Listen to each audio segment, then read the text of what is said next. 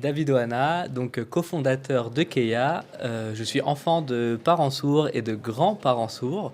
Et c'est ce parcours un peu particulier qui m'a amené à imaginer Keia, un projet en fait de traduction automatique en langue des signes à travers des avatars en 3D. Ce projet, il est né en fait d'un constat, de quelque chose que peu de gens connaissent, c'est qu'en fait, au sein de la communauté sourde signante, on maîtrise pas tout à fait le français comme il faut, on comprend pas tout ce que vous écrivez et tout ce que vous dites. C'est pas dû à un retard mental ou à des difficultés sensorielles. C'est vraiment tout simplement qu'il faut comprendre qu'en fait la langue des signes, c'est la langue la plus naturelle qui permet de communiquer pour les personnes sourds-signantes et c'est aussi leur langue numéro un. Le français, en fait, ça devient pour eux comme une langue vivante numéro 2, un peu comme l'anglais qu'on va apprendre à l'école et en fonction de l'éducation qu'on va recevoir, qu'on va plus ou moins bien maîtriser. Donc c'est ce qui se passe pour la population sourde aujourd'hui. On estime jusqu'à 80% des personnes sourdes qui ne comprendraient pas tout ce que vous dites et tout ce que vous écrivez. C'est assez dramatique, c'est un vrai sujet. Et l'idée du projet Keia et de beaucoup d'autres initiatives qui existent dans le même genre, c'est de savoir comment on pourrait rendre accessible en fait tout type de contenu écrit ou oral en langue des signes. Donc la langue des signes aujourd'hui, c'est la langue des signes la plus naturelle pour ces personnes-là. C'est la solution ultime pour pouvoir rendre vos contenus accessibles. Ce qu'on a imaginé en fait avec Keia, c'est de reprendre en fait les méthodologies de l'intelligence artificielle qui permettent aujourd'hui de traduire des langues écrites du français vers l'anglais, de l'anglais vers le chinois, etc. Et de se dire pourquoi pas appliquer ces mêmes méthodes entre le français écrit et la langue des signes à travers de l'animation. Donc on a exploité ces mêmes technologies-là, ça a donné du résultat. L'objectif évidemment, alors ça peut alimenter énormément de fantasmes quand on parle d'intelligence artificielle et de traduction automatique, c'est pas de remplacer les interprètes, c'est très difficile. Aujourd'hui cet événement, on peut pas le traduire grâce à Google, mais par contre, on peut rendre accessible beaucoup de types de contenus assez simples, assez factuels, des notifications, des alertes, des messages assez répétitifs, et c'est là où en fait ça peut avoir sa valeur ajoutée et venir compléter en fait ce que propose l'humain. Donc on peut vous montrer peut-être une première vidéo d'un projet qu'on est en train de faire où on va rendre accessible en fait du contenu écrit en langue des signes à travers un avatar. Donc on peut lancer la première vidéo peut-être.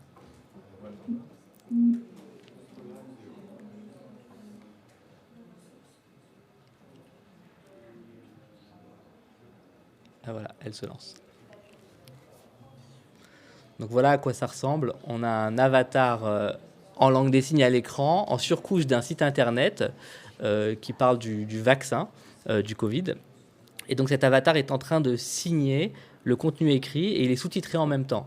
On peut passer d'un chapitre à l'autre et l'avatar en 3D s'anime et signe en fait tout ce qui est écrit à l'écran.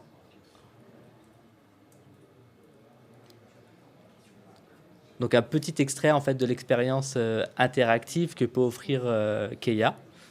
Et évidemment, qu'est-ce qui se passe en fait pour produire Keia? C'est pas seulement le fruit de l'intelligence artificielle ou de machines ou d'algorithmes. C'est un vrai travail en collaboration en fait avec des vrais experts en langue des signes, avec des humains, des artistes 3D. Et aujourd'hui, notre partenaire, l'Académie de la langue des signes française, représentée par Ronit, est là, à qui je laisse la parole pour la partie humaine. Bonjour à tous, je suis Ronit, je suis directrice de l'Académie de la langue des signes française, qui est un centre de formation de langue des signes, et nous sommes également avec un rôle d'expertise sur la langue des signes. Donc nous travaillons avec Keia sur le poste linguistique, essentiellement. C'est vrai que l'intelligence artificielle, l'avatar, la robotique, on se pose toujours la question de se dire est-ce qu'en 3D, on va réussir à avoir la même grammaire, les mêmes expressions, l'emplacement, est-ce que ça peut fonctionner? Et donc nous, on a cette expertise-là de pouvoir avoir, si vous voulez, une petite vérification par rapport aux méthodes de captation avec les capteurs. C'est vrai que on manque parfois de précision sur la robotique par rapport à ce que peut faire un humain. Et donc nous, notre rôle, ça va être de vérifier et d'apporter des petites modifications, des petits réglages, afin que la compréhension soit fine et entière de la langue des signes proposée par l'avatar. C'est vrai que on peut avoir le sentiment, quand la langue est artificielle comme ça, de choses qui ne seraient pas complètement similaires à la réalité. Et nous, notre rôle, c'est d'essayer de s'en rapprocher vraiment à 100% de ce qu'on pourrait avoir d'un locuteur qu'on aurait en face de nous en chair et en os.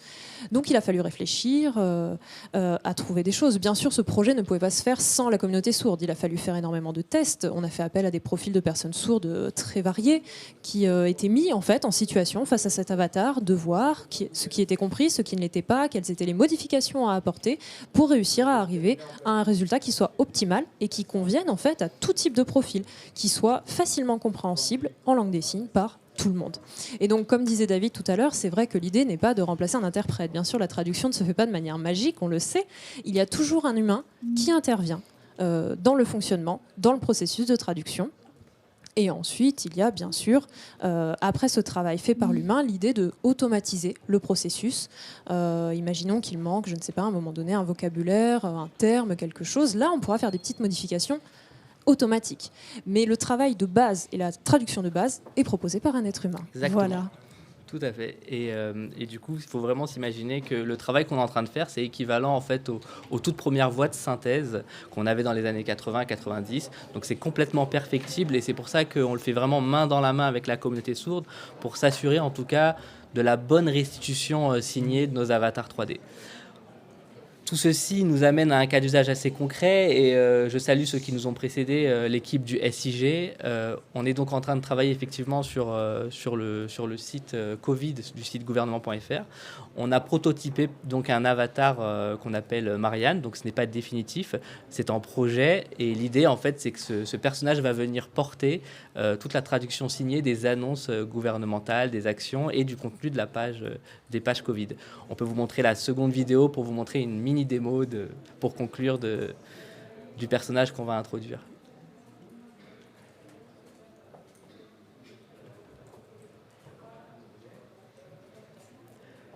Voilà pour nous, pour cette innovation. Évidemment, vous pouvez nous contacter, nous interroger à l'issue de ces universités.